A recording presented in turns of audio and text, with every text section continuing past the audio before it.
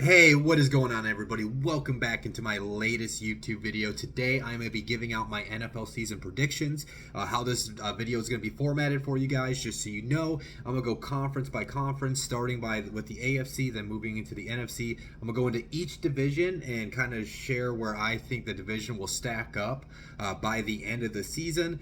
Give you guys my award predictions, give you guys my playoff predictions as far as who's going to be the teams in, and then give you guys a Super Bowl prediction. I got one that's my head prediction, one that's my heart prediction. For you, those that know me, you probably know where I'm going with my heart on this one. But with that being said, before I completely dive into this, so how I kind of figured out where I stand on these is something I do every year. Is there's this really cool website. It's called playoffpredictors.com, and you can literally go through the season and pick the winners for each game. So it's a way you could kind of see, like, hey, if I like this team more than the other team, I could see them winning, or maybe at the division, are they going to split the home away series, and stuff like that. So it's a way you can kind of get a good gauge on it, see where teams are going to land. Now, I run through that at least 3 to 5 times before I settle in on my final one. But yeah, let's go ahead and get into this. I'm going to start with the AFC East today. To no surprise, I'm a huge Bills guy. I think the Bills team is stacked. Now, there is a concern for me with them right now with their cornerback position. Trey White is going to be out the first 4 games at minimum. So teams like the Rams on Thursday night will be able to take advantage of that when they got wide receivers. But other than that, I mean, they got an offense that's going to be able to put up points. They still got guys that can put pressure on the quarterback. And if you got guys that can put pressure on the quarterback, it makes it easier for those guys back there in the secondary. So yeah, I think the Bills are the best team in the AFC East. Then I got the Dolphins coming in second in that division. I just think Mike McDaniel is going to help elevate the play of Tua. I think with them getting the addition of Tyreek Hill, they got Jalen Waddle, Mike Gesicki. I like the combination of Raheem Mostert and Chase Edmonds out of the backfield. So as long as that offensive line can deliver, I think we're going to see a nice offense in Miami. And they got some playmakers on the defensive side of the ball. So I think there's going to be a feisty team. We'll have to see if I think if for them to make the playoffs, Tua not only has to take the next step within Mike McDaniel's coaching him up, but him as a player has to take his step to the next level to push Miami into the playoff picture. I do got the Patriots at the third spot. Not so much, just I know they've had a lot of negative reports coming out throughout the whole preseason as far as how they looked in practice. They weren't really looking that great in preseason games, but again, you can't read too much in the preseason.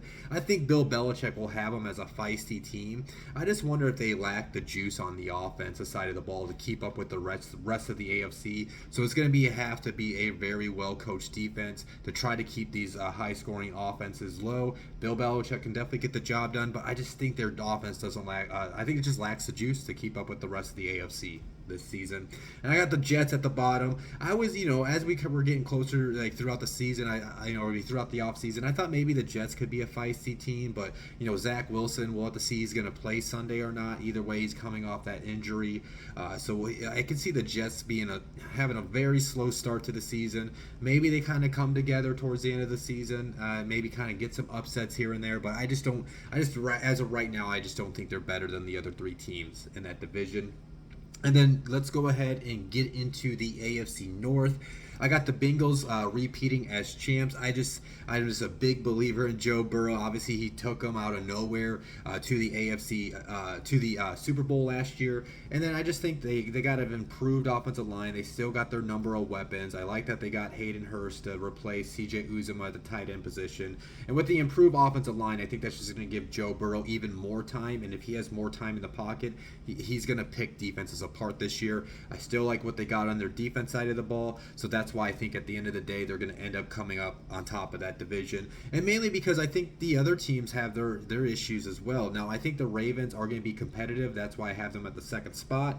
I do think they're going to be able to push for a playoff spot because I think Lamar Jackson is that special, but the problem is, as special as Lamar is, they got a lot of unproven wide receivers in that offense outside of Mark Andrews. So is Rashad Bateman going to deliver in year 2? I like a Devin Duvernay. I like his I like how he can play play the game, and I think they should use him a lot more this year. But is J.K. Dobbins going to be healthy? What's the backfield going to look like? Is Isaiah Likely's little preseason flash, is that going to carry over not only into the season but throughout the whole 17 game schedule, and he doesn't hit that rookie wall? So I just have more concerns with the Ravens offense. As far as if they do have to go back and forth, just because like I don't know if those playmakers are they going to step up or not. But again, I think they have enough talent to go push for a playoff spot and maybe go on a run with Lamar. Got the Browns as a third team. I have them going pretty slow, and then when Deshaun Watson comes back at the end of the year, I kind of had them finishing a little strong, being able to upset teams because of the way he plays the game at the quarterback position. They still got a really good defense. They still got guys on the offense where they can compete with Jacoby Brissett when Deshaun is on his suspension. So I think they're going to beat teams here and there in those first 11 games. I just think when Deshaun comes back, he's also going to have the, actually first game action in a year and a half. It's going to take him a game or two before we see what where he was playing like he was way before this, before he took so much time away from football. So that's why I think they're slightly better. That's why I have them slightly finishing higher than the Steelers. Steelers, to me, I just think they have issues with their offensive line. I don't believe like Mitch Trubisky is just going to revive his career. It was literally right before I hit record, it looked like I came out that Mitch Trubisky is going to start the season at that quarterback position. But I think eventually Kenny Pickett will come in. So you do got a rookie. Rookies can have their struggles. I mean, their defense will still be good, but I just wonder if they're going to be depending on their defense too much, and the offense won't be able to keep up and help them out, especially because of the offensive line issues they have in Pittsburgh. Moving on to the AFC West, this is flat out the hardest division for me to pick. For anybody to pick, I could see it going a number of ways. But when it was all said and done, this is how it all played out for me when I used the playoffpredictors.com. But yeah, I got the Chiefs winning. I think it's just I trust Andy Reid and Patrick Mahomes to figure it out. I think, losing Tyreek Hill will definitely hurt, definitely make an impact on the offense, but I think they got plenty of playmakers where Patrick can actually spread the ball around, and they still got a solid offensive line, a nice setback, a nice little. I mean, the backfield isn't the greatest, but they're serviceable within that offense. And I just, until I see somebody knock down the Chiefs from the AFC West, I'm gonna have to leave them at that number one spot. But the team that I really think is gonna push for them is the Chargers. Obviously, their offense is stacked, their defense is stacked. I really can see the Chargers winning the division, but just because of how the games played out when I used that website, the Chargers I'll go ahead and say this, the final time I did it, the Chargers did have the same record as the Chiefs, but because of, I think, the division record or whatever, the Chiefs got the slight edge over them. So I'm like, it's basically a coin flip for me, who could win the division. And obviously the Broncos, they got Russell Wilson. I think that offense is going to be really great. I think they're going to have a strong defense. And if you told me the Broncos won this division, I would not be surprised as well. Same thing goes for the Raiders. They have such a stacked offense with weapons, but my biggest concern with the Raiders is I don't know if I can trust their offensive line, and then I think their defense has some holes in it. So the Raiders' offense is going to have to score like 35 points a game for them to win. But I still have them winning quite a bit of games. I don't want to spoil who's in my playoffs yet. But yeah, I still think the Raiders are going to be able to be a good team. I just wonder if at some point of the season, if the offensive line and their defense ends up hurting them, and maybe it causes them to miss the postseason. And then wrapping up the AFC, I'm going the AFC South. I'm taking the Colts. They haven't won the division since 2014. It's been a long time coming, but I think the addition of Matt Ryan is really going to help elevate that offense. I mean, look what they did last year with Jonathan Taylor basically being the whole offense. But I think with the addition of Matt Ryan, you're going to see more of a consistent, efficient offense in the passing attack, which they did not get out of Carson, especially at the end of the year. Carson's flaws made them miss the postseason at the end of the year. I think if Matt Ryan was in that scenario, he gets the job done, and the Colts would have made the playoffs last season. So that's why I give them the edge over the Titans. And the reason why I think the Titans are still going to be a good feisty team, I think that with their defense is going to be good, but I think losing AJ Brown, that's a huge impact. We'll have to see how Derrick Henry looks officially coming off that Liz Frank injury. Can he stay healthy this year? Now, I don't think he's an injury prone back, but not by no means. But when you start getting up in age and these injuries start happening to your foot area, sometimes things can happen like that. But I think they're going to have a really good defense, and I think they're going to push for the AFC South. I definitely do. But I think Matt Ryan is a better quarterback than Ryan Tannehill. So that's why I have the Colts winning the AFC South. Jaguars, honestly, I think they're going to be a feisty team. I've said this to people over the past month. I just think Trevor Lawrence is going to have a breakout year. I think they still need more in their offense as far as in their passing attack to help Trevor, but their set of receivers are way better than what it was last year. So I think their offense is going to be nice, and I like some feistiness in their defense as well. I think they're just going to have some close games, but they're so young. They're just not going to get the wins, but they're going to surprise some teams throughout the year. I just got that feeling with the Jaguars this season. I got the Texans as last. I know some people are kind of liking what they're doing down there in Houston. I just think they just lack the overall talent. I think maybe there could be some games here and there for Houston this year, but I just don't see them really making an impact in this during the 2020 year. So let's go ahead and move into the NFC East. I will go ahead and say that I got the Eagles winning that division, which is kind of crazy because like at the beginning of not the beginning, but basically, yeah, at the beginning of training camp, I was thinking the Cowboys were going to have a really decent, good year because I really like what the Cowboys have in their defense. But then, when you really look into it, the Cowboys, we'll have to see when Michael Gallup can get in the lineup. It sounds like he should be able to get in at some point in the first 4 weeks. But then it's just Dalton Schultz and CeeDee Lamb. They got Tony Pollard and Ezekiel. But the injury to Tyron Smith really lost it for me. I know they signed Jason Peters today.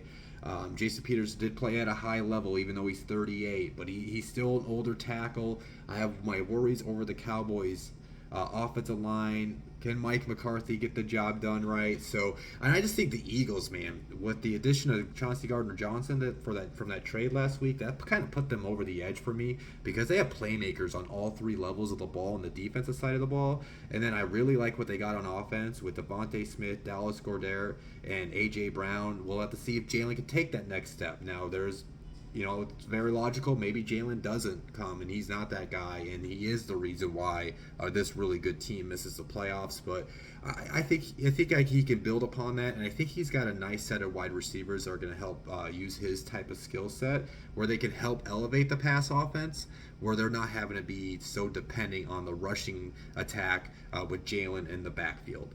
And then the rest of the division, the Commanders, so the Commanders, I just think they're going to – I think it's with Chase Young not being there in the first 4 weeks, and then, Carson, man, I thought he was going to revive it last year in Indianapolis, but he is just too chaotic.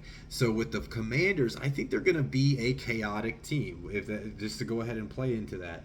I think you're going to see, especially when Chase Young is back in that defense, I think you're going to see some games where their defense comes out, they look good, Carson's looking good, he's got Terry McLaurin, the rookie Jahan Dotson, Antonio Gibson and J.D. McKissick, Logan Thomas is back from his injury, so they got some pieces where they can be competitive. Ron Rivera's a good coach where he'll keep the team competitive. I mean, he definitely did that 1 year with Taylor Heineke, and he got them into the playoffs.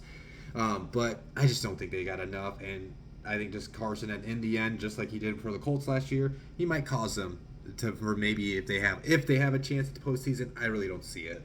And then the Giants, they're in a complete rebuild year.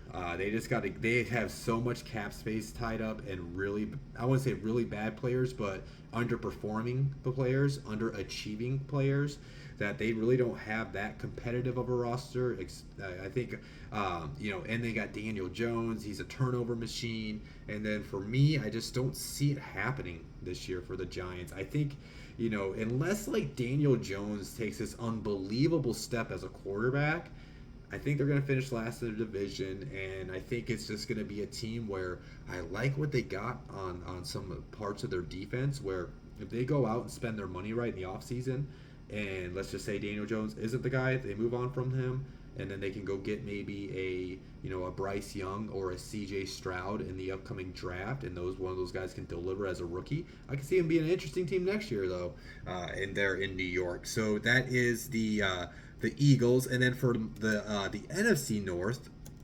I am typing, guys, because I did forget to type that in, but I do remember how it all played out. But yeah, I got the Packers winning that division, similar to how I did say about the Chiefs. Until somebody knocks down the Packers from winning the NFC North, like I just can't see it happening. Now, if there's a team that's going to push them, I think it's going to be the Vikings, because I did have the Vikings finish one game below them to give the Packers the division. And the reason why, though, is I think the Packers defense is stacked. They have so many former first-round picks in that defense. I like what they got in Rashawn Gary. They got Jair Alexander, Rasul Douglas. They are able to Darnell Savage, Adrian Amos. Like, they have a stacked secondary. I like Eric Stokes too, entering year 2.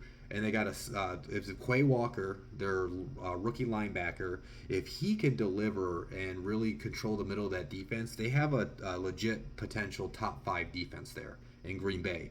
And that's going to be able to help out Aaron Rodgers in that offense, as I think this Packers offense is going to go through, I wouldn't say necessarily growing pains, but maturity. I'm trying to butcher. I just almost butchered maturity. I butchered it. Whatever. You guys know what I'm trying to say. Of the offense without Devontae. So they're going to have some growing pains, I think, in the passing attack, because they're going to be depending on so many young guys to start the season. But I think Rodgers is one of those type of players where he can elevate the play of others. And I think, the guys like Christian Watson and Romeo Doubs are going to be able to help out throughout the year. They still got Sammy Watkins. They got guys like Randall Cobb, some veterans that can help out the beginning of the year. But by the middle point of the year, they need those wide receivers to step up. But I think A.J. Dillon and Aaron Jones also can help elevate or alleviate that process.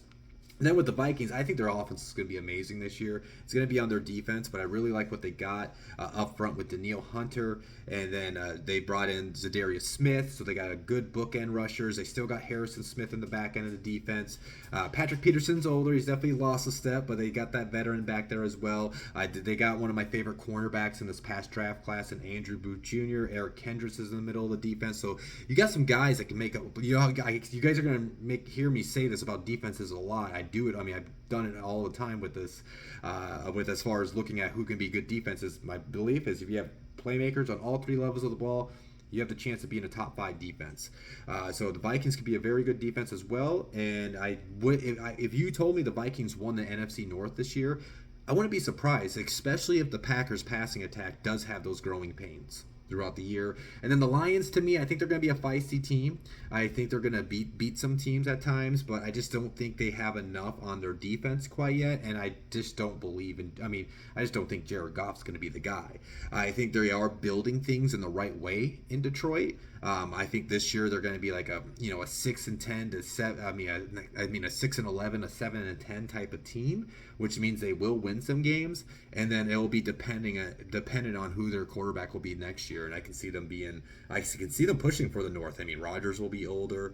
Kirk Cousins is about he's getting to that late age as well. So watch out for the Lions next year. And then wrapping up with the Bears, Bears just don't got enough. I love Justin Fields. I think the kid's going to have a good, solid season, but he lacks the talent surrounding him. The offensive line has questions. The defense has questions, and I just think it's going to be a rebuild year for the new regime in Chicago. Moving into the NFC West, this is another division where outside of the Seahawks, I could see it kind of flipping around, even though the Rams are the repeating champs. But you got to give credit. The Rams not only won the Super Bowl, but then they went and got a guy like Allen Robinson. Their defense is going to be just fine like it was last year. They still got Jalen Ramsey and Aaron Donald. And Matthew Stafford is a year in the Sean McVay offense, so they're going to be able to attack you a variety of ways. So I think the Rams are going to get the job done. I think their experience over like the guys like like the 49ers with the Trey Lance, and then Kyler Murray still has to take his next step as a player. So that's why I think with Matthew Stafford being that older veteran, I think that gives the Rams the edge in that division.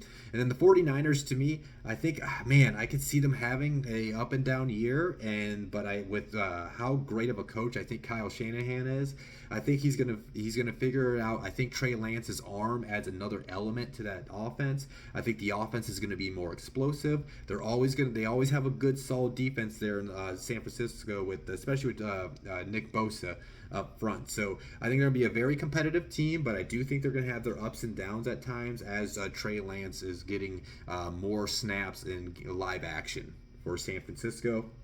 And then the Cardinals, to me, man, if they had a better defense, I could see the Cardinals really pushing for the division. I don't know how I feel about this Cardinals team because I feel like they're going to be a very explosive offense this year with more time with Kyler and Cliff Kingsbury.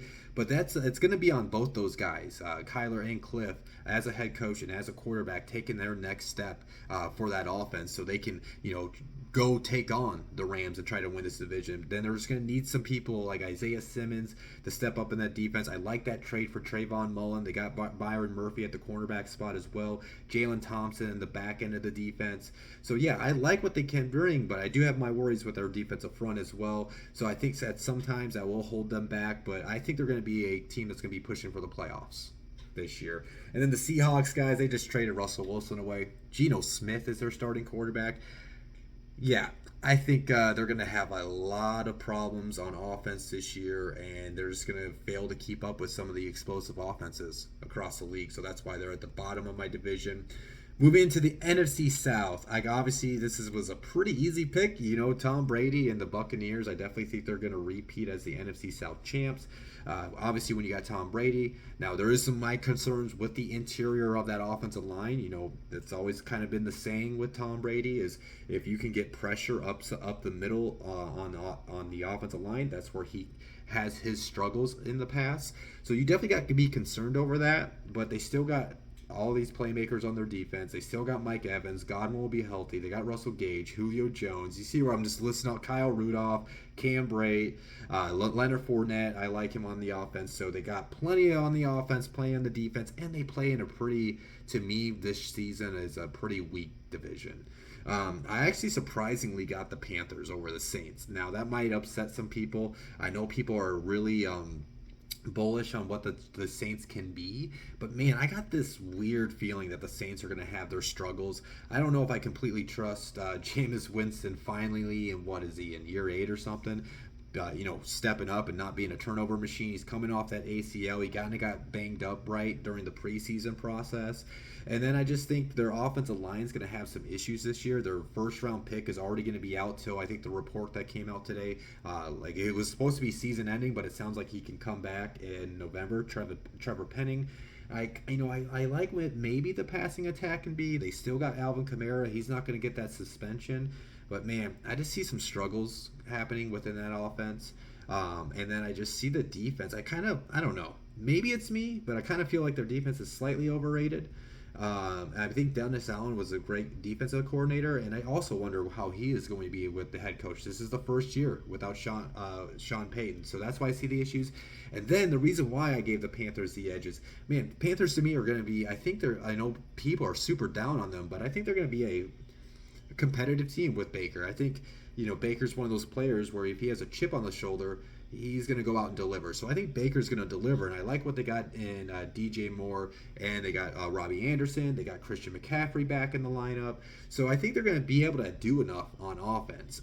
And then on their defensive side of the ball, I like Brian Burns. I like Shaq Thompson. I like Jeremy Chin on the back end. They got Dante Jackson with oh, man, I forget the kid's name. J.C. Horn. Yes, he got hurt early last year. That kid's going to be a very good cornerback in this league. So I think they got some nice little pieces on their defense where, I don't think they're going to push for the playoffs. Again, I'm down on the division as a whole outside of Tampa. But I think there's going to be some games where they go out and beat some solid teams. And the Falcons, I just don't see anything happening for them. Marcus Mariota, Desmond Ridder are probably going to be playing at quarterback throughout the year. Marcus will get start the season, but we'll have to see if Marcus can stay healthy.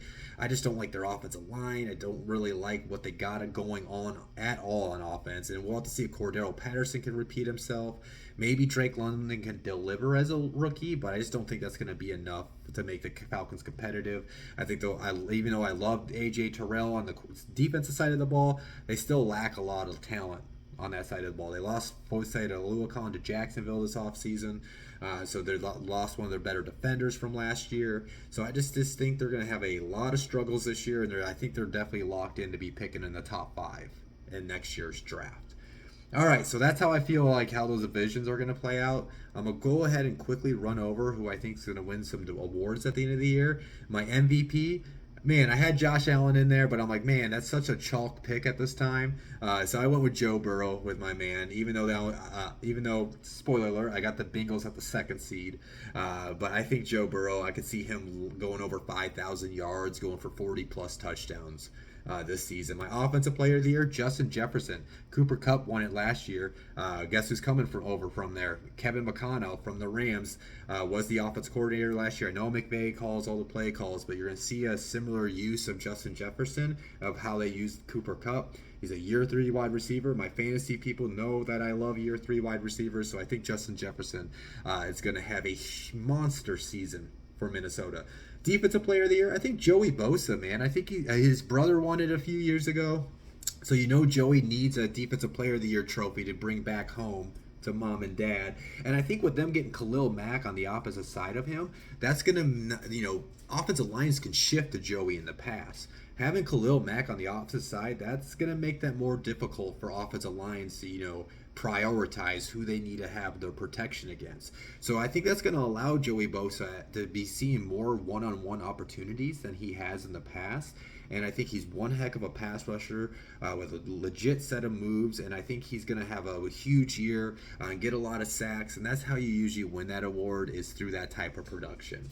My offensive rookie of the year, even though I have my worries about how the Saints are going to be as a team this year, I think Chris Olave is going to end up winning the award. The reason why I think that is I just think the Saints are going to be throwing the ball a lot this season, and this is a type of award where production matters, especially for rookies. So I could see him getting a lot of receptions, over 1,000 yards, 5+ touchdowns, and being the most productive rookie. The only person I was thinking is if Kenny Pickett would have started the season, I could have maybe seen that happening, but he's not starting the season because I could definitely see the award going to a quarterback. So that's why I think Olave is going to I just think through production, he's going to win that award. Defensive Rookie of the Year, I'm going with Aiden Hutchinson. Again, that's a type of award where normally it's going to go to production, just like the Defensive Player of the Year. Usually the rest going to go to the guys that are going to have sacks. Well, Aiden's going to be playing a lot, and he's going to have plenty of opportunity on that Detroit defense to get those sacks. Again, my issue with the Detroit defense is the back end of the defense, the secondary. I think teams are going to be able to throw all over them. And, with them maybe, and, with teams maybe gearing more towards the pass against them, that also gives Aiden some opportunity to get the sack. So that's why I just think I could easily see him walking into that award this season. Comeback Player of the Year, even though I don't have them making the playoffs, I got Baker Mayfield. I mean, wouldn't it fit the narrative? He was casted away from Cleveland. He goes to Carolina. He makes them competitive this year. He has a solid season where he can go get that contract that he is going to be seeking in the offseason, and he finds his new home in Carolina. I mean, that to me, that's a comeback player of the year, right? He was banged up all last year. His shoulder was falling off, and he got his team. He won Cleveland a division. He got the Cleveland. They didn't win the division when they made the playoffs, but he got Cleveland to the playoffs for the first time in how many years? And they still casted him away. So I just feel like it's kind of a redemption type of story for Baker Mayfield, and that's why I can see him winning that award. Head Coach of the Year, I'm going with Frank Reich for the Colts. I think there's a lot of pressure on Frank Reich this year, not only to make the playoffs, but to go on a deep run. And he's got to deliver. The offense is definitely going to have to deliver underneath Matt Ryan, and I think the job's going to get done. And I think the Colts are going to win quite a bit of games this year and even beat some of these good teams out there, especially because they are playing the AFC West. And I think if Reich can lead the Colts not only to win the division title for the first time since 2014, but also beat 2 to 3 of these AFC West matchups because they play the whole division. I think that can lead to him winning it. And then GM of the year, I'm gonna go with Brandon Beane. They're at the Buffalo Bills GM just because I like what they have on that roster. Again, like I said, with Trey White out, it hurts their cornerback spot. But overall, I think he's built this team to go win the AFC and go push for a Super Bowl. Speaking of that, let's go ahead and go into my playoff predictions. So, looking at the AFC, this is who I have making the playoffs. At the 1 seed, I got the Bills. 2 seed, the Bengals. 3rd seed, I got the Colts. 4th seed, I got the Chiefs. 5th seed, I got the Chargers. 6th seed, I got the Broncos. 7th seed, I got the Raiders. Now, the likelihood of 4 teams from one division making the playoffs is very unlikely.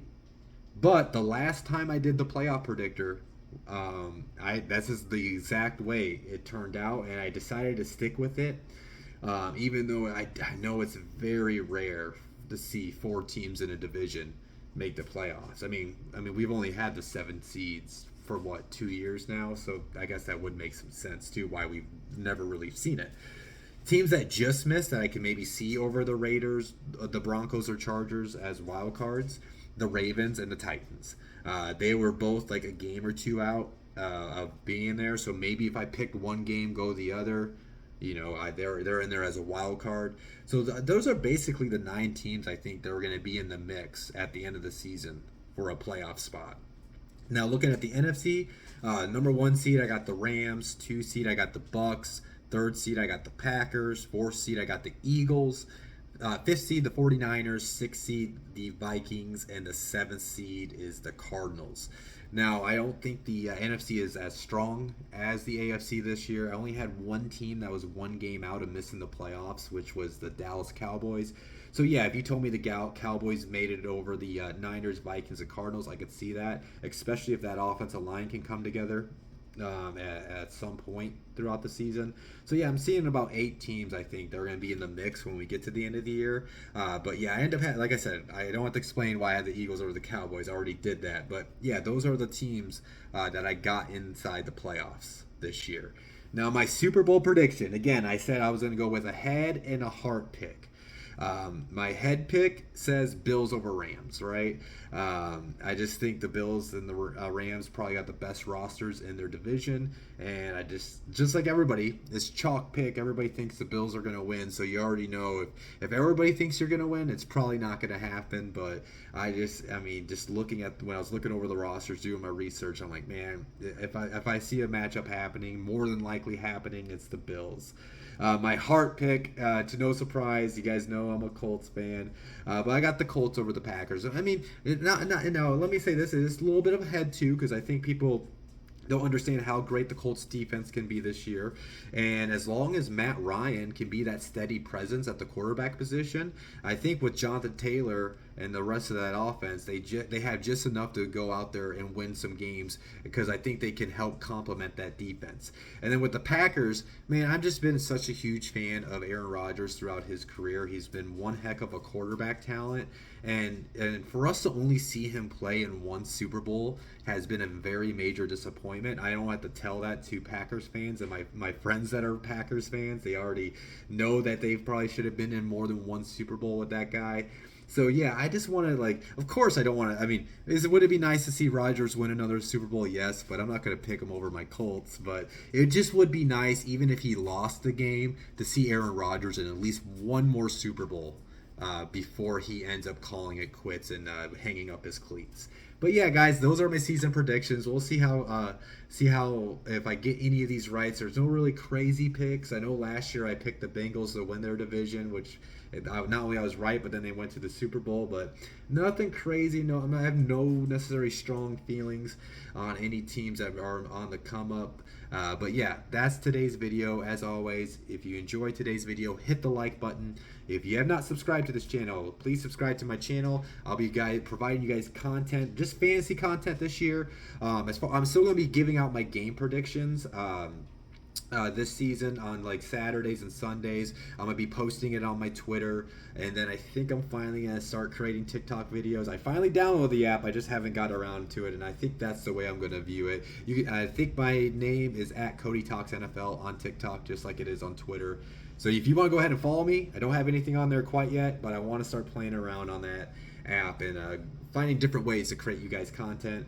But as far as my content schedule going forward for this week for YouTube, I'm only going to have one more video come out. Thursday mornings, you'll see my start sit video for week 1 will come out. I decided I'm not going to start waiver wires and streamable defenses until next Tuesday, just because I'm a believer where if you draft your team, you should, I don't know. It's just maybe it's, I don't know if it's like superstitious or whatever. I just don't mess with my roster or my bench until after week 1. I just had, if I draft it, I set it.